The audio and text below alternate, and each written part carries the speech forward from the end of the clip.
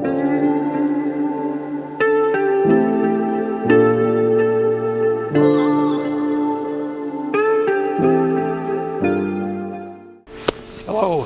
welcome to Wheels of Fortune.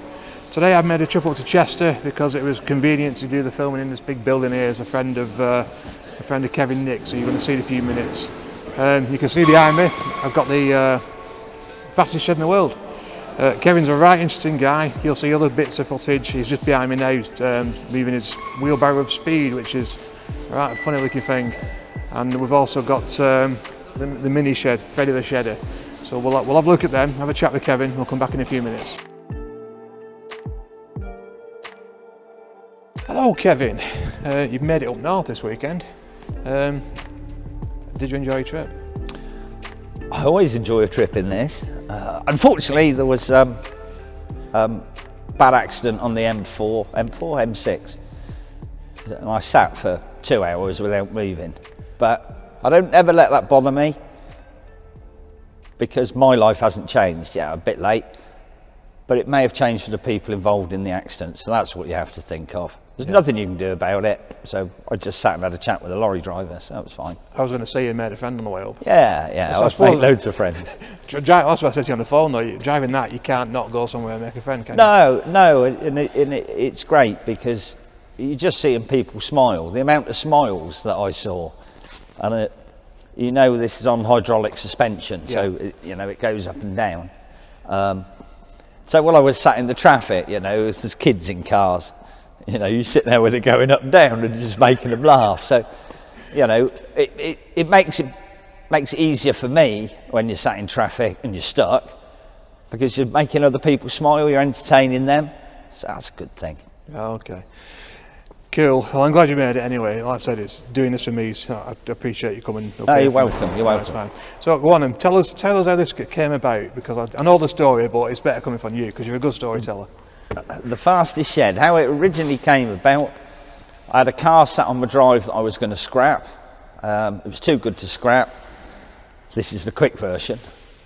So I wanted to build something, so I thought I'd build something from that. I came up with the idea, so I built this. And then I got it all fully approved, road legal, IVA test. On the V5 registration document, it's on there as fastest shed. I've since driven probably 50,000 miles in it now. Because you do quite a lot of charity, don't you, in this thing? I do some charity work, but I will do it when I know that it's actually, if it's more for one person. Right. Because I have to fund everything, and I don't really want to fund a big charity where there's managers and everything that are making lots of money out of. When I work on this, I use my mate's workshop now, doing any maintenance, and so I'll have to work all through the night. And I don't want to do all that to pay. But if it's somewhat personal, then yeah, I've just done something with some people that well, I can tell you now. I've had to keep it quiet. If you've heard of Lad Baby, Mark and Roxy, they do a lot of fun things together. They've had Christmas #1 the last 2 years. The song's about sausage rolls. I spent a whole day filming with them in London, and the shed is going to feature in the video from start to finish, and it should be this year's #1. So if you're watching it, please do support it, because every penny of the profit goes to the Trussell Trust, which is a food bank, and in a 6-month period they gave out 1.2 million food parcels here in the UK. We've got a bit of a problem when one trust has to do something like that. There's something going really wrong, isn't there? Yeah, no worries. But yeah, I've filmed with them all day, so it was a long day. When they left me, they went round to do the food bank. Bloody hell. They're committed kind of people. They are committed. They are lovely, lovely people. Really, genuine, lovely people. Yeah, so if you're watching this, just download the record. It doesn't cost much because it is going to a good cause. Yeah, next question. Right, well, obviously I know, because I've spoken to you before, I know you dragged this, but just explain a bit about the racing and the motorsport side of it. Okay, yeah. I never built it to race it. Sometimes people try and give me stick about the aerodynamics. Actually, it's got more aerodynamics on than what you'd think. That kind of started by mistake, really. And then I found out there was a Guinness World Record, which the lovely Ed China, which I've met Ed, lovely man. Another lovely man, actually, but he is lovely. God, he is tall, though. But he already had a Guinness record. I thought, oh, I can have that. I've since gone on and I've beaten my own record twice. So I've got 3 Guinness World Records for this, which I set it again this year at 106 miles an hour. But the conditions weren't great, but the fastest I've ever been in it, this is all officially timed at proper event, was 114.6. Bloody hell. Not bad for a 2.25 ton shed. It's not, no, it's not, it's madness. And some of that's the challenge, really. You know, I could build any car and just go fast. Not being rude, virtually anybody can do that. If you've got the money, you can pay somebody else to do it. But it's a challenge to get something this heavy, this shape, over 100 miles an hour. That's much more fun. Oh yeah, of course it is, yeah. There's a lot of boundaries there, isn't there? Sorry? A lot of boundaries there doing that. Yeah. So when I started the racing, I become very friendly with a company called Straightliners. They're the UK Timing Association. Everybody who works for them, the owner of it, have got more racing pedigree than most people in the UK. It's their business, and they're predominantly motorbikes, which I believe I met Gary. You met Gary. Yeah. Lovely chap, Gary. Incredibly brave what he does, and good at it. And I got very friendly, even though I got a couple more wheels. I've got very, very friendly with a lot of people. So I race with them all over the country.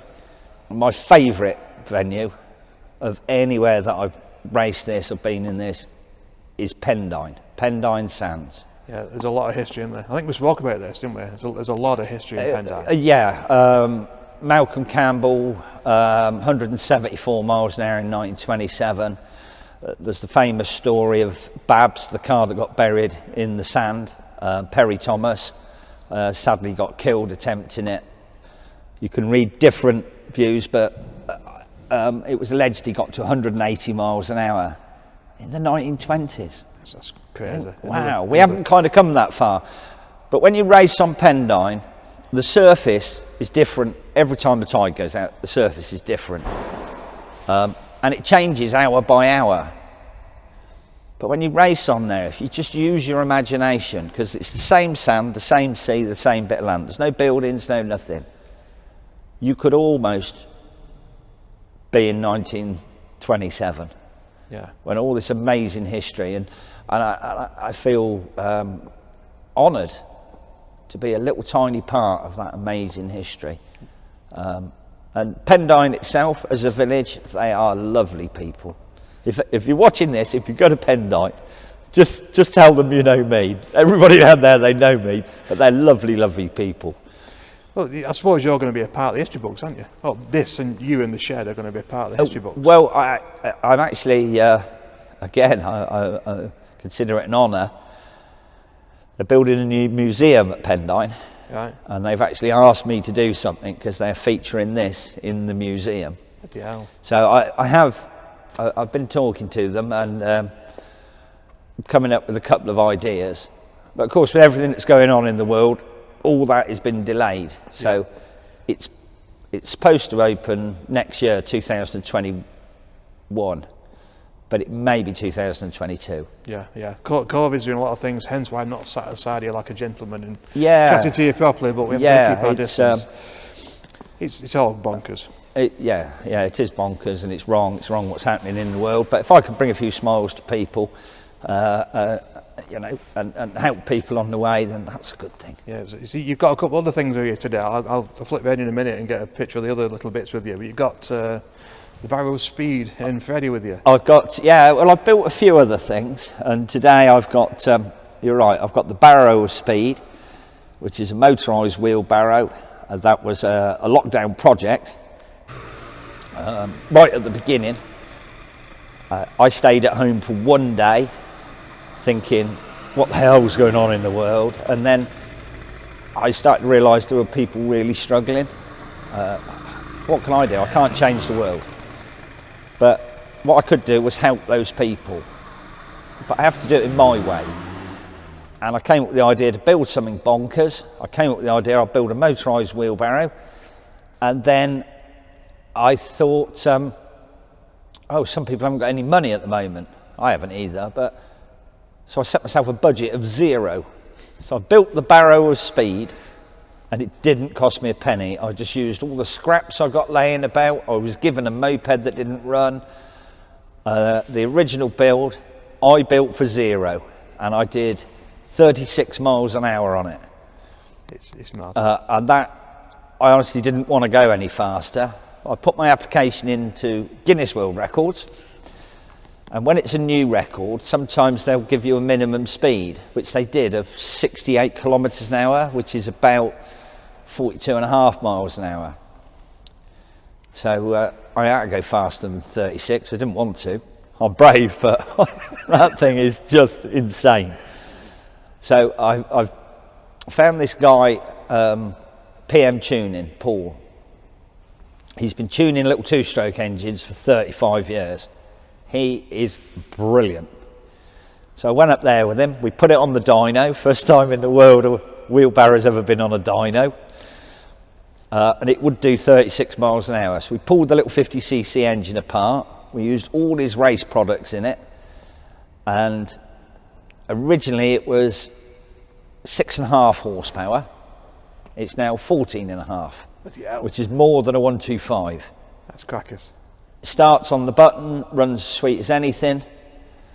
Fastest, we've altered all the gearing, we've done so much to it. It's got the gearing in to do 60 miles an hour. But the fastest I've been so far is 46.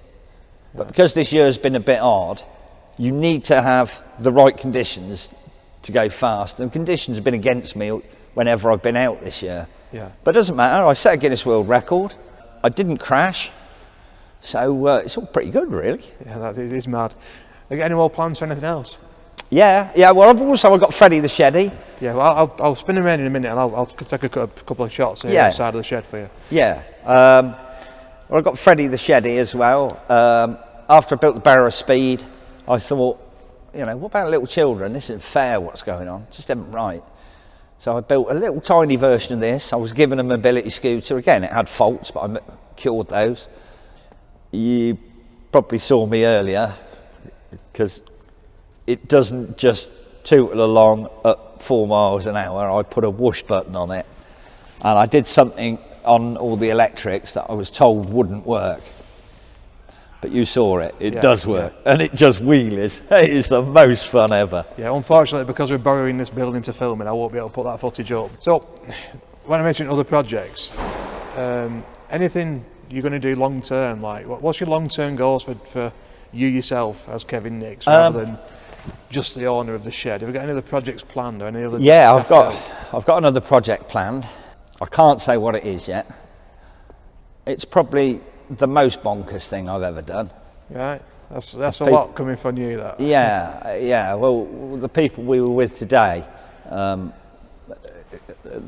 stuntman. Yeah. He is an actual stuntman. I had a go on, and he said that is the most mental thing he's ever been on. Freddie was the most fun, and this thing's just insane.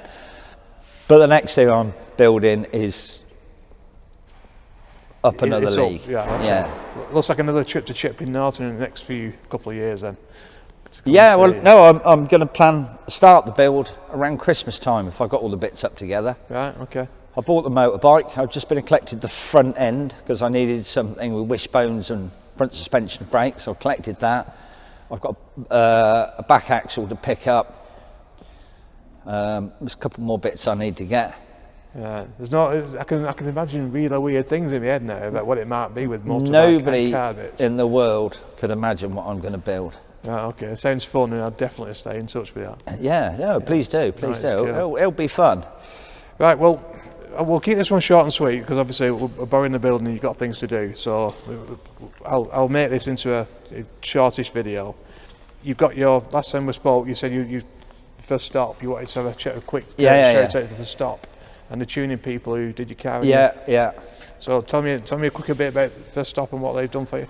Yeah, I'm sponsored here by First Stop, which First Stop, they're the retail fitting arm of Bridgestone, the biggest tyre manufacturer in the world. Well, random fact, apart from Lego. Lego are actually the biggest. Didn't know that one, did you? No. But yeah, Bridgestone, and this is their fitting depots, which they're expanding in the UK. They've been a fantastic sponsor through what's been going on, and we've renewed my contract for next year as well. So that's a fantastic news, and thank you very much, First Stop. I appreciate that. Oh yeah, Freddie the Sheddy. I've also written a children's book. Oh, cool. Well, a friend of mine, he saw it. He said, "You got to write a children's book." I've never written a book in my life. I think it was 6 weeks after he said it, I became a published author.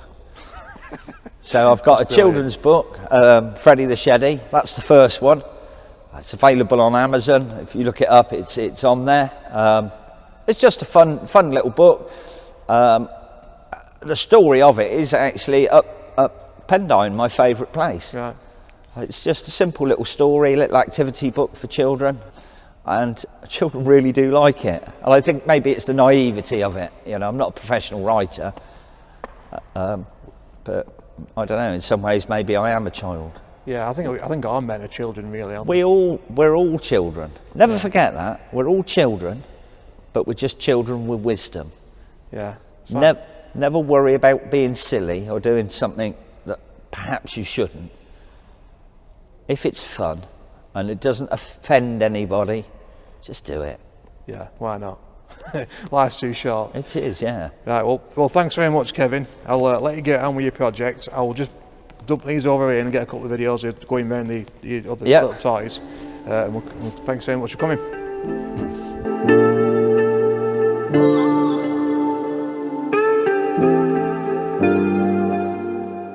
So there you go, that's Kevin for you. A very, very interesting guy, a funny guy, and a likeable person. He's a mad inventor. I'd love to know what his next project is, but we'll see in future. He's going to have it built over Christmas time, so we might see it early next year. When it's ready, he said I can go down and have a look. And I've also got a few other projects. There's a lady I've been chatting to who builds automotive-based cakes, and she's a proper car fan as well, so she should be interested.